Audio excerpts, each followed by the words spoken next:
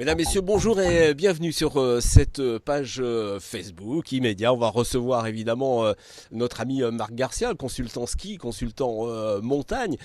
Et comme vous le savez, il a des invités. Et quel invité aujourd'hui? C'est tout simplement le troisième de la Coupe du Monde. Il est vainqueur de 2 globes, vainqueur de la Coupe du Monde en géant et en slalom.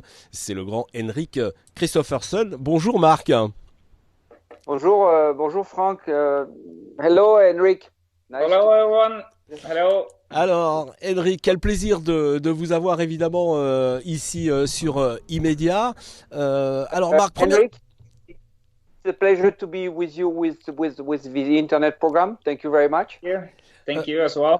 Première question, vous avez 2 globes et dans 2 disciplines différentes, et on sait combien c'est difficile d'avoir un globe au géant et au slalom qui sont 2 disciplines différentes. Comment vous avez fait?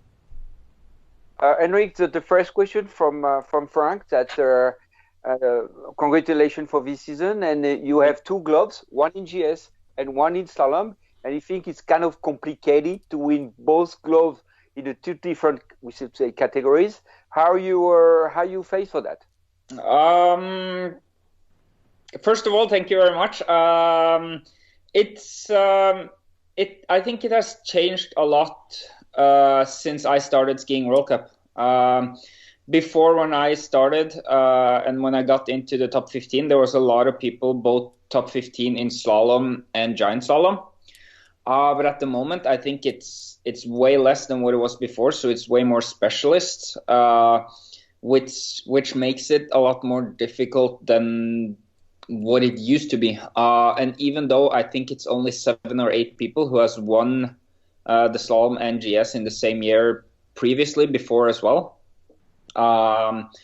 So for me, it's a great honor. I know that a lot of people in France would have wanted Clément and Alexis to win, but that's how it is. Donc Henrik explique il y a vraiment une grande évolution par rapport à un certain nombre d'années. C'est que là, en tout cas dans les 2 spécialités qui étaient les géants et le slalom, ça a beaucoup changé, ça a beaucoup évolué. Alors aujourd'hui, il dit qu'il y a quasiment 7 à 8 gars qui sont capables de gagner dans les 2 disciplines.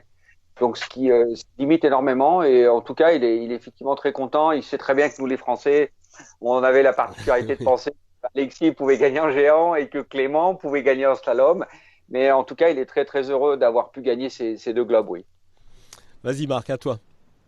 So it's my turn. So just if you don't mind, Henrik, you have a fantastic background. J'explique, s'il permet, je vais quand même présenter un petit peu son palmarès, Franck. Oui, bien sûr. Alors, I have a paper. Yeah, sure. J'ai un papier. Henrik, if I do remember, you've been a world champion, junior champion in 2012. Je dis qu'il a été champion du monde junior déjà en 2012. And then you starting your first World Cup. When was in 2013, no? No, 2012. 2012, the same year. So I won the giant slalom in Roccarazzo at the Junior World Championships in 2012. And then I got second in the slalom and second in the weird combined that they put the slalom, GS, and downhill together, I think. I think I got 18 in downhill and 6 in Super G as well. And then about a week after that, I skied my first World Cup in the slalom in Kranjska Gora in 2012. Donc en 2012, il a effectivement été parmi le champion du monde junior. Il avait gagné le combiné avec une épreuve particulière entre le slalom, le géant, la descente. C'est un truc très particulier. Et cette année-là, il a fait sa première Coupe du Monde à Kranjska Gora en 2012, alors qu'il était junior. Donc ça, c'est Henrik. The following that, Henrik, you've been the world champion in GS last year in Åre. You won 25 World Cup victories, if I do know exactly. And this year, you won the 2 globes. You won already a couple of years ago. You've been the number 1 in 2015, 2016 in slalom, number 1 in the world. And then since that, you won the globe this year in GS and in slalom. Yeah. Just translate. J'explique que simplement, il a été champion du monde en 2019 en géant à Auray. Il a eu 21 victoires en Coupe du Monde, ce qui est totalement exceptionnel. Il a eu 3 globes dans sa vie, donc 2 en slalom, un notamment en 2015-2016 quand il était numéro 1 mondial. Il a gagné le globe de géant cette année et le globe de slalom cette année. What the background, Henrik? Yeah, Yes. It's been pretty good so far. I think it's 21 World Cup wins and 62 or 63 podiums. 21 victoires en Coupe du Monde et 61 podiums. So and yeah, it's been still I've been skiing World Cup now for 8 years. Il a couru en Coupe du Monde depuis quasiment 8 ans déjà. But I'm still only 25 years old, so 26 in 2 months. But Il a 25 ans maintenant, 26 ans dans 2 mois. But still, I think I maybe have 7, 8. If I push it, 9 years left in the World Cup, and usually now it's when people start to win World Cup races. So it's been good so far, and we just have to continue. Il dit que pour lui, il envisage quand même de continuer pour au moins 7-8 ans encore. Oui. Voilà, son programme, son idée générale. Donc c'est assez exceptionnel quand même. Hein. Et son objectif, c'est de gagner évidemment le classement général. Ah, Henrik, Frank asking you, your target is probably to win the overall World Cup, the big globe. Yes, of course. Yes, but yes, sir. Still, it's. I think the biggest thing you can win is for sure the big globe. This year, I feel sorry for Alexis. I must say. Cette année, il aurait voulu gagner le classement général et évidemment très déçu pour son ami Alexis de ne pas avoir pu gagner le globe. And of course, it's not Kilde's fault or anything. He had a great season, so no one can take it away from him. But I still think with that they canceled 2 technical races more than speed events. I think that was really bad for Alexis. And he has 6 wins and still not winning the overall. And if we would have skied Kranjska Gora, both the slalom and GS, things could have looked differently. But that's just how it is. So it's great for Kilde for sure. But I also feel a little sorry for Alexis. I must say that. Il dit il explique. Je termine par ce qu'il dit, c'est qu'il dit qu'il est vraiment déçu pour Alexis parce qu'il pense sincèrement qu'il aurait pu gagner avec les épreuves techniques qu'il y avait eu à Kranjska Gora et en fait, du monde, il avait toutes les chances d'être évidemment le vainqueur potentiel du globe et c'est pour lui il est content qu'effectivement son ami norvégien ait gagné mais il se met à la place de la déception que peut avoir Alexis aujourd'hui par rapport à ces choses de la vie quoi. Ce qui l'a fait arriver là où il est, c'est aussi parce qu'il a une équipe tout autour de lui. Hein. Évidemment, on n'arrive pas comme ça. Est-ce que c'est ça le secret, c'est de vraiment avoir sa structure à soi? Henrik, we had a private question from Frank that he said that the way you arrive now and is because you have your specific team, your private team. Yeah. As you know, everybody know in the world, I mean, in the skis that you have a big fight or whatever with the Norway Federation. You have your own structure with your father behind you, but also Jules is a serviceman and all the team. Yeah. This is one of the reasons you achieve that level. I think for sure the 2 globes this year, both in slalom and GS, would not be possible if you're in a big team. Il dit simplement que cette année, si pour gagner les 2 globes, il les a gagnés en géant et en slalom, ça aurait quasiment pas été impossible pour lui de le faire sans avoir été dans une structure privée. Because Kilde, he's not in a big team because there are 2 or 3 athletes in Norway that ski speed, but skiing speed and technical disciplines at the moment is way different. I'm also the only one who was fighting for both globes in slalom and GS. Alexis also won slalom and GS races, but if you look at the overall points in slalom, he was quite far behind. So basically, I'm the only one who could win both globes in slalom and GS, and that's, if you're in the big team, I don't think it's possible at the moment. Il dit que pour Kilde, c'était un peu plus compliqué. Ils sont quand même pas beaucoup à avoir pu faire notamment de la vitesse, notamment dans l'équipe de Norvège. Et en tout cas, de pouvoir gagner 2 globes en technique, en slalom et en géant, même si aujourd'hui Alexis était potentiellement en slalom, il est loin derrière, et que ça aurait été vraiment très très compliqué. Et il pense sincèrement que s'il avait été dans une équipe de Norvège normale, ça lui aurait été quasiment impossible de gagner ces 2 globes autant géant qu'en slalom. Go ahead, Henrik. Yeah, and that's just how the sport has been evolving. You see it with Marcel, you see it with Alexis. Il dit que c'est comme ça qu'a été le sport et notamment le ski. Quand tu vois comment s'est passée la carrière de Marcel et comment aujourd'hui est structuré Alexis. You see it with Schifrin, you saw it with Tina Matze. You have on the women's side as well. You have a lot of examples of this. Before you had Girardelli, and you had a lot of people before. So, but it's if you want to, I think now at the moment, I think top 30 who are both. Pour l'instant, les 30 premiers. I think both who are top 30 in slalom and GS. It's only around 10 people now. Il dit que c'est à peu près 10 personnes qui peuvent potentiellement gagner. And if you look at Super G and downhill, I think en super géant, pardon, et en descente. I think it's 23 or 24 who are top 30 in both.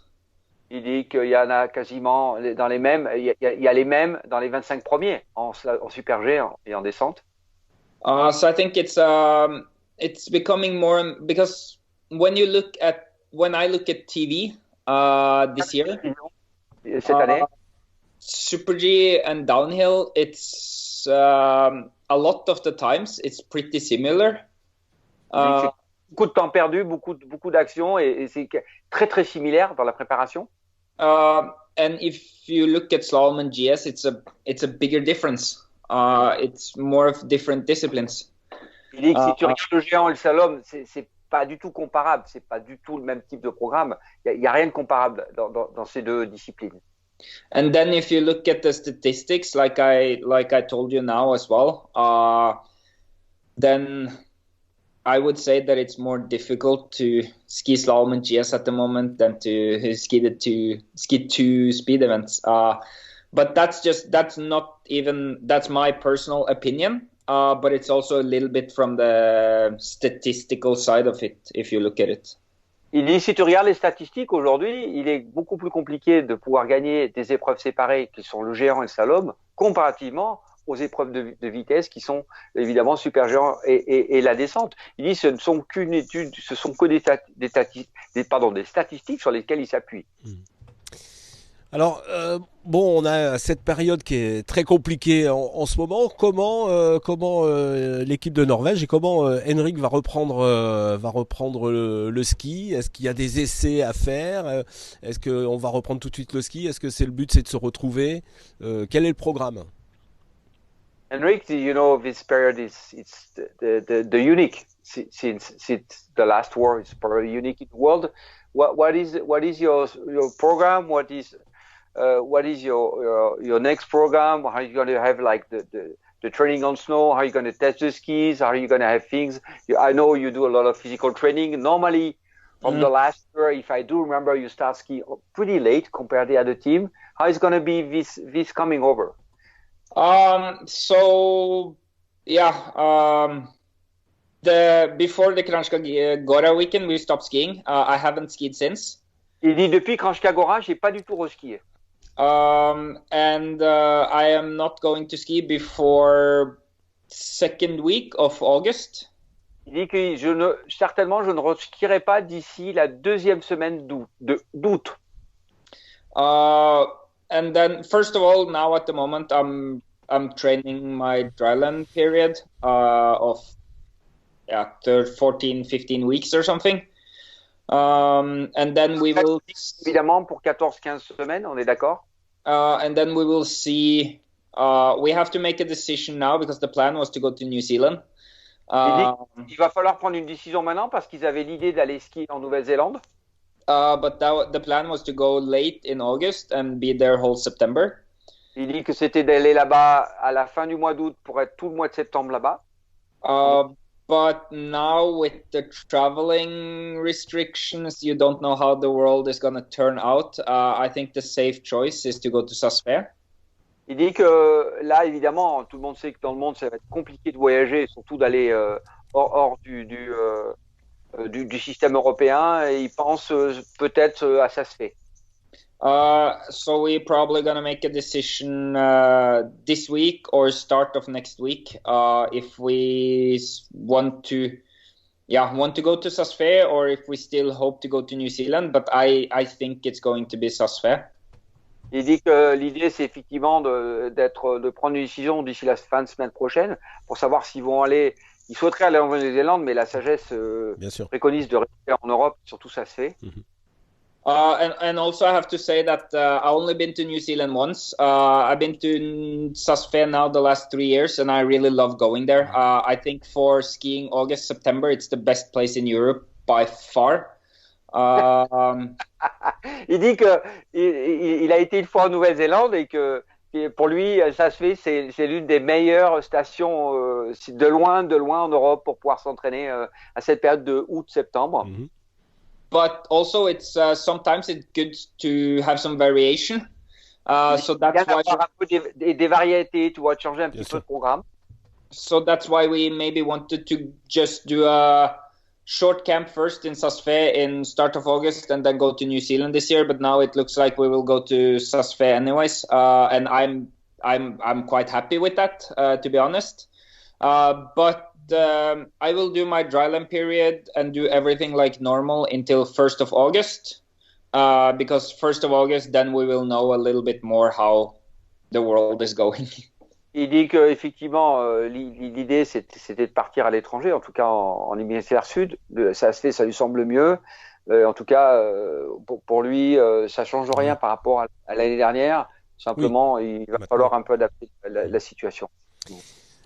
Là, on va remettre les compteurs à zéro à partir de la saison prochaine. On sait à quelle date la saison va démarrer. Est-ce que ça lui manque pas justement cet esprit de groupe, parce que malgré tout c'est un groupe, hein, ces compétiteurs se connaissent tous évidemment dans toutes les nationalités. Est-ce que ça le démange pas de parler un petit peu avec tout le monde, alors avec ses coéquipiers bien sûr, mais aussi avec tout le staff international?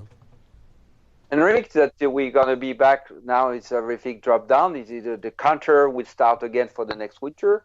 And how you face this issue? I know you have a private team, but I think you like to see some other, your colleagues, whatever, Clément Noël or the French or Austrian or the guys be back on the glacier. Even the guy from Norway, that I'm sure you have a good friend with the athletes, and you don't miss that kind of period. Not really. I've been skiing for so many years now. That when I have the time off in the summer, then I try to step a little bit away from skiing. Il dit que quand il décide de s'arrêter comme ça en fin de saison, il veut vraiment mettre de la distance à la période de ski. And I think that's better, because then when you go back in the start of August, you're really hungry. And you really want to ski, and then it's super nice to see all the racers that you race against. I think since we're probably going to Sasfé, maybe train a little bit with the Swiss guys, slalom guys. But yeah, I have a lot of friends on the World Cup Tour, and there are a lot of nice people, so I always enjoy talking to them. Effectivement, retrouver à Sasfé l'équipe nationale suisse et tous les autres athlètes, c'est évidemment un grand plaisir, mais il aime bien prendre un peu de distance avec tout le système, et notamment la période du ski, pour lui permettre d'être lui-même, tout simplement, je pense. Très bien, il nous reste plus qu'à le remercier. C'est très rare. Oui, bien sûr. J'ai des questions. If you don't mind, Henrik, I have some more technical question for you, if you don't mind. Sure. If I look from the last year and the previous year, when I look you training back on snow, I saw the video from Jules. From Jules, as you know, I saw the video when you be practicing to reach always and to be better. It looks like when I look your technique, it looks like from the past when you ski, you have like divergent ski, you have a ski a little bit like that, and it looks like last year you achieve or you try to be more parallel or even open the tail sometimes. It looked like from my perspective as a coach, and I think you've been working for many years and you decide. Is it correct what I saw on the video or is it something? Sorry, I have to translate in French. Yeah, sure. J'explique simplement que quand j'ai vu skier Henrik ces dernières années, il avait une divergence de ski et que depuis l'année dernière, j'ai vu sur les vidéos qu'il avait une tendance à revenir plus les skis parallèles et avoir les skis plus convergents. Divergent, c'est comme ça, ouverture de spatule, plus convergent. Est-ce que c'est une idée que je me suis fait ou c'est une réalité sur laquelle il a travaillé? So in not 2019-2020, but the 2018-2019 season, I had some problems with the right turns. Dit que quand en 2000, l'année d'avant, 2018-2019, il avait un souci notamment sur le virage à droite. So there I had a problem that I started the turn too early, and then I got like an A-form on the skis. So that souvent, quand il rentrait comme ça, notamment en virage à droite, il avait un problème de positionnement où il rentrait effectivement en position de A. Il rentrait énormément la spatule vers l'avant. So the tips went really close together in the turn, and I didn't really ski a clean turn. Avec ça l'empêchait d'avoir vraiment un virage parfaitement coupé avec un virage, comme on dit en anglais, clean turn. Il avait de la difficulté pour lui permettre justement d'avoir cette phase d'accélération. So that's something that we changed and used a lot of time on in August, September, October, November even. Donc j'ai travaillé déjà ça en août, septembre, octobre, voire jusqu'en novembre. To be patient enough and to have parallel skis so that there's no A-form on the skis because that was a big problem. C'était l'idée d'être surtout patient parce qu'il était énormément actif sur sa conduite de courbe et le fait c'est d'avoir beaucoup plus la forme de ski parallèle par rapport à la forme de A et qui lui permettait effectivement de peut-être générer et d'accélérer plus sur ski extérieur. So I don't think I ski. Sometimes it's a little there on the skis, but it happens to everybody sometimes. I'm always trying to have parallel skis. But ça arrive d'avoir un peu comme ça, mais ça arrive à tout le monde quand même en fonction des conditions de neige. En général, il essaye de garder une position relativement les skis parallèles. But this year we kind of got rid of the A-form on the skis in the right turns. So I think for next year we can start in August on a higher level technically, so we don't have to change a big thing, and then possibly it can be better for the next season for sure. Il dit que dans cette situation où il avait cette forme-là, surtout dans son virage à droite, il pense que le fait d'avoir déjà travaillé, de le reprendre cette année, il va passer un cap au-dessus. Et l'idée, c'est qu'ils soient encore plus rapides et plus performants en fonction de tout ça. But Henrik, you know, I know you research so many things with Jules. You work so many things. Do you still also have I was yesterday I had speaking with Jean-Baptiste Grange. Yeah. We had a private speaking with him and I was speaking about the ski boots position. J'explique que hier on a parlé avec JB Grange et qu'on a parlé beaucoup des problèmes des chaussures de ski et des positionnements dans les chaussures de ski et en tout cas des qualités des chaussures. And you still have with a lot of experience you got from the past. And you want always to be the number one in the world, I'm sure for that. You're here for that, definitely. I like your fighting spirit for that. And do you also reduce the things that between the bottom shell and the top shell, whatever, the canting or more or less flex? Are you continue on the same way, or do you decide to to reduce to have like 5, 6 or whatever 5 different pair of skis, or what is your mental for that? J'explique que par rapport à la dureté des coques, par rapport à la souplesse dont on a parlé hier, entre le bas et le haut des corps, d'avoir 4-5 paires de skis, de chaussures différentes, est-ce que ça va être une continuité pour lui ou ça va être une évolution? So I probably have 10 to 12 different pair of boots. Sorry. Et il dit que là, il a au moins 10 à 12 paires de chaussures différentes. So I probably have 6 different in slalom and 5 or 6 different in GS. Ouais. J'en ai à peu près 5-6 en géant, en géant, et pareil, 6 un peu plus en slalom. Ouais. And there's different angle on the boot. Il dit qu'elle a un angle évidemment latéral et un angle vers l'avant. Different stiffness for when it's warm or when it's cold. Et il dit que la dureté est différente quand c'est de la neige, quand il fait froid ou quand il fait chaud. I also have some other stuff, but I can't tell you about that. Of course, we cannot speak secret things. But no, I think skiing at this level in slalom and GS at this thing we are now, with the conditions changing so much, I think if you want to be the best in the world and you want to win races, you have to ski on the right equipment, and you have to change the equipment for what kind of snow and what kind of course it is. La différence maintenant, l'évolution qu'il y a, c'est que quand tu vas être le numéro 1 mondial comme il veut l'être et rester, aujourd'hui tu peux pas te contenter d'avoir un modèle. Effectivement, il faut avoir des qualités de dureté de chaussures et de ski en fonction des qualités de neige et surtout de température. Pour lui, c'est fondamental. But I think also when you're younger, il dit quand tu es beaucoup plus jeune, because there's a huge difference between being top 5 in the world in slalom and GS than to skiing Europa Cup. I think when you're younger, you have to learn to adapt yourself. Il dit que quand tu es jeune, là, et c'est très, très, très intéressant ce que dit Henrik, et quand tu es jeune, tu dois être capable de t'adapter à beaucoup de choses.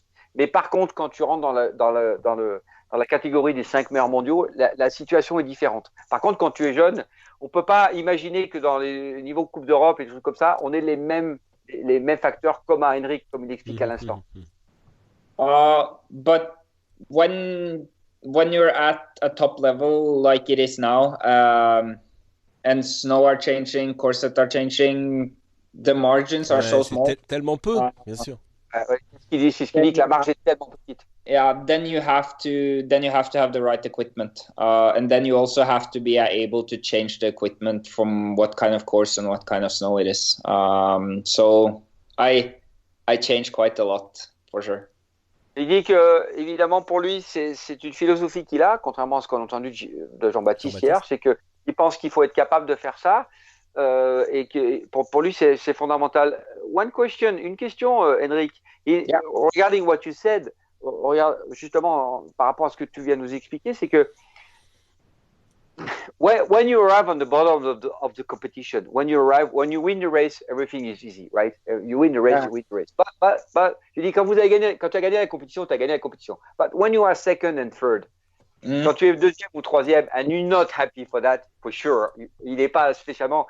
Do you have like things that in your mind you think, oh, I choose the wrong stiffness, I choose the wrong skis, and then you know how mentally we can react. Say, well, this is the wrong choice. More you're gonna have so many things. More it's complicated to set the things and to. Je lui explique que c'est compliqué dans ce cas-là d'avoir évidemment 10 paires de chaussures et de savoir si c'était toujours un bon choix. For sure, sometimes you make the wrong choice. But I think it's so important to always move forward, always adapt. Et que de temps en temps, effectivement, tu peux faire un mauvais choix. Mais l'idée, c'est d'avancer, de progresser, et c'est essentiel pour lui.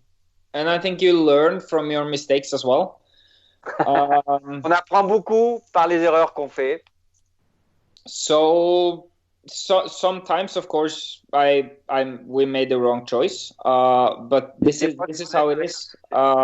There's also times where I have good equipment, but I don't do a good enough job. Like last year, there was races where I should have won, where I didn't win.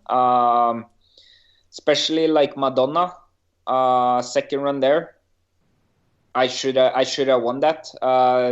Nothing against Daniel Juhl. He skied really good and really fast. But there more was possible.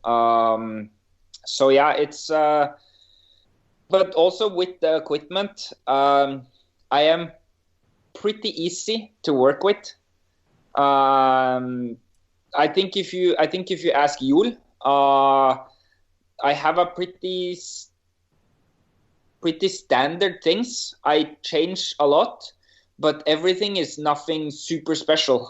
Everything is pretty normal, actually. So, yeah. Henrik, il explique qu'effectivement, il avait l'anecdote l'année dernière à Madonna où il a fait des choix, il a fait des décisions, et s'il avait pris peut-être d'autres décisions, il aurait certainement pu gagner. Il explique qu'en fait, pour lui, il n'y a pas une grande différence. Malgré tout, c'est évidemment, tu sais, c'est des détails bien sûr, qui font bien sûr. de temps en temps il s'est trompé. But, Henrik, when you say that details in your level make a huge difference. Je dis que le détail, c'est ce qui fait la plus grande différence aujourd'hui. Yeah, it's so I didn't. Okay, so it's pretty strange, but I went from I before, like in slalom, I can use an example though. I used to ski 1-1, like a normal boot in slalom on the angle. Il dit que justement dans cette idée-là, il rentre un peu plus en détail. Désolé Franck. Oui, je t'en prie, vas-y. Il est intéressé de parler de ça. Il dit d'habitude je fais 1-1, donc il n'y a pas une grande différence. And then when it was a straighter or flatter course, I used to have 0.505. Il dit que dans ce cas-là, en fait, ça c'est la partie sur les calages, hein, sur les chaussures. Donc après, il part sur des, quand c'est plutôt droit et dans l'axe de pente pas très raide, il utilise un 0.5, 0.7. But then I didn't really feel like I liked the 0.505 in when it was flat and straighter in slalom, so we changed to 0.7, 0.7. Il dit que de 0.5, 0.5, et finalement, il ne se sentait pas très bien avec. Il est passé avec un 0.7, 0.7, ce qui paraît paradoxal. And yeah, it's like 0.2 degrees different. There's not a lot of people who can feel it, but I felt a big difference. Same in GS. I have 0.25 and 0.0 and 0.5. So it's like... Yeah, exactly. Yeah. Et il dit que tu as compris, effectivement, 0,2, ça paraît pas grand-chose pour certains. On se noie un peu dans certaines choses, mais pour lui, à la sensation, c'est énorme. C'est énorme. So it's small details, but for me, it makes a big difference. And yeah, we're also humans. We're all different, so we have to find our own things and what works for you. Tu entends, c'est une belle philosophie, c'est qu'il dit on est tous des humains, mais on est tous malgré tout différents, et que le tout, c'est pour être bien avec soi-même. Apparemment, pour lui, il a besoin de ça pour progresser et travailler. Ça, c'est important. Henrik, one of the last questions, because I don't want to take so many of your time. It's a pleasure to be. Il dit, tu vois, il est content de parler avec nous. Henrik, I had a big speak with Jules because he's your serviceman, and I know these guys, they're for us. They are the God. J'explique que les techniciens, ce sont pour nous on en parle souvent. Jules, c'est pour lui, c'est un type incroyable. And I had so many j'ai souvent eu des discussions avec Jules, and I want to speak with you regarding the course setting. Yeah. Because j'explique que j'ai eu beaucoup de discussions avec Jules et j'ai eu un retour sur le fait que les formes de tracé, and I know you are very precise, and it's a big talking in the World Cup now. I know your coach is not allowed to set any runs. J'explique que dans le système norvégien, malheureusement, son coach n'est pas en mesure de tracer. How is your personal feeling for that kind of thing? You know, remember, the guys say, oh, you know, we set 10.5, we set 9 meter, 11 meter. It's like unrhythm. What the bullshit, right? For the slalom, especially in the slalom, it's a very. I don't think the people around us understand. But for you, You know what I'm talking about. Les gens autour de nous n'ont pas la conscience de ça, mais pour lui, qui est the top guys in the world, c'est important de parler de ça. So I think now, to be honest, you got paid better for better skiing before than what you do now. Because World Cup is supposed to be there to separate the best from the second best. Il dit que la différence, c'est qu'effectivement, maintenant, tu peux gagner ta vie avec les compétitions. Et il dit, normalement, la Coupe du Monde, c'est pour les meilleurs et pas nécessairement ceux qui sont derrière. And then if things are straight and easy. Et si, par exemple, c'est tracé droit et hyper facile. Then you are really not going to separate the best from the second best. Et évidemment, quand on parle de technicien, dans ce cas-là, tu peux pas vraiment séparer les meilleurs des moins bons. C'est paradoxal. And then I'm not saying that if you set a little longer distance and you set some parts a little straighter, it can still be difficult. But if you set it straight and super easy, where it is easy, it's not going to separate the best from the second best. And I think that has changed so much the last year, because when you look back at when Marcel and I was pretty much dominating the slalom, courses were way more turnier, way more difficult, and you got paid for really good skiing. Il dit que c'est la grande différence, et je pense que tu l'as compris peut-être Franck, c'est que la différence, c'est que ces formes de tracé, ça unifie énormément le niveau. Et quand lui, il a dominé avec Marcel, les conditions étaient différentes. Et là, du coup, tu as un juste retour des choses par rapport à la technicité et la différence entre les super forts et quelque part ceux qui vont arriver à être meilleurs, mais les moins bons. And that's of course is just my opinion, but it has changed. Personnel, ouais. It has changed in the last years for sure. When you look back at 2014, 15, 16, 17, the courses were way more difficult than what it is now. I think it's getting too straight. Like when you look at Kitzbühel first run this year, it's maybe the most difficult slalom hill of the year. But it's maybe one of the easiest and a little bit stupid courses I have skied in the 8 years that I've skied World Cup. And I've skied Kitzbühel now 8 times. I've skied out one first run, so I skied 15 runs in Kitzbühel. And it's like, it's okay that people from behind should also do good and have the possibility. But to have Lucas Bråten lead with bib number 34, 3/10 in front of the next, and then you have Clément-Noël, Daniel Juhl, you have me, Alexis, everyone is pretty tight, and then he's a step in front with this bib. Something is not right, and I think that has a lot to do with the corsets, for sure.